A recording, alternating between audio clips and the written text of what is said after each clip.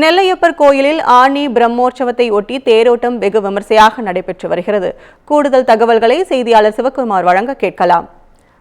வணக்கம் சிவகுமார், இது குறித்த கூடுதல் தகவல்களை பதிவு பண்ணுங்க.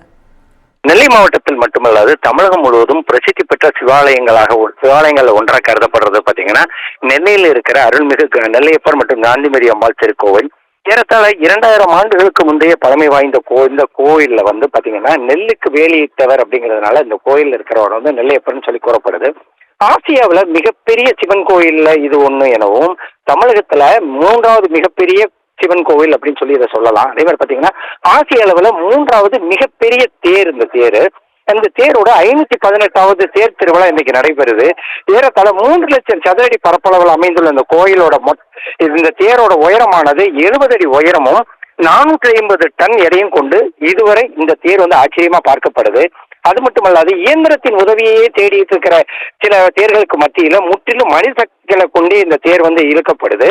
இழுக்கப்பட்ட சூழ்நிலையில ஆவணி மாதம் 8ஆம் தேதி, அதாவது இன்னைக்கு இந்த தேரோட இன்னைக்கு அந்த தேரோட்டம் நடைபெறுது. கடந்த 13ஆம் தேதி அன்று கொடியேற்றத்தோட துவங்கிய இந்த தேர்வு திருவிழாவுக்கு உலகம் முழுவதும் இருந்து பல லட்சக்கணக்கான மக்கள் கலந்து கொண்டு தற்போது தேரை வடம்பிடிக்க துவங்கினர்.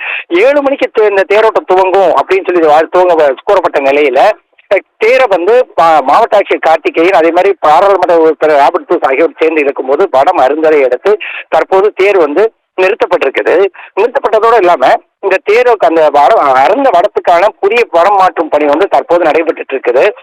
போலீசாரை பொறுத்த மட்டும் பாத்தீங்கன்னா 4 ரத வீதிகள்லையும் கிட்டத்தட்ட 1500 போலீசார் காவல்ல ஈடுபட்டு இருக்கிறாங்க. 160 கேமராக்கள் பொருத்தப்பட்டு அதன் அடிப்படையில கோயிலுக்கு உள்ளேயும் வெளியவும் அந்த கண்காணிப்பு பணியானது நடைபெற்று இருக்குது. அதே மாதிரி பாத்தீங்கன்னா இந்த தேர் திருவிழாவுக்கு வரக்கூடியவங்களாகட்டும், அதே மாதிரி பாத்தீங்கன்னா இந்த தேரை இழுக்கிறவங்களாகட்டும் எந்த விதமான சாதி ரீதியிலான எந்த விதமான பனியன்கள், அதே மாதிரி பாத்தீங்கன்னா கொடிகள் போன்றவற்றை உபயோகப்படுத்தக்கூடாது.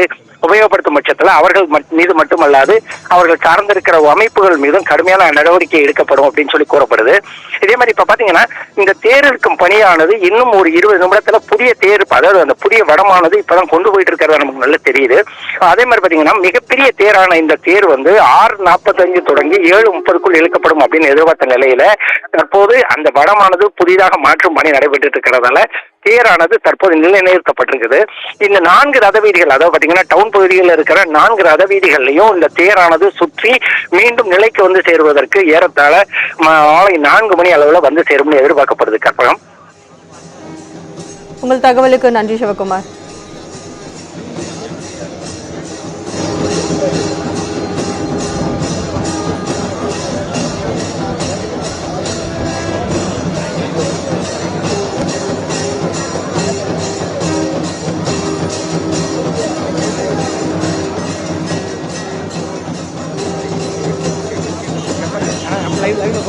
live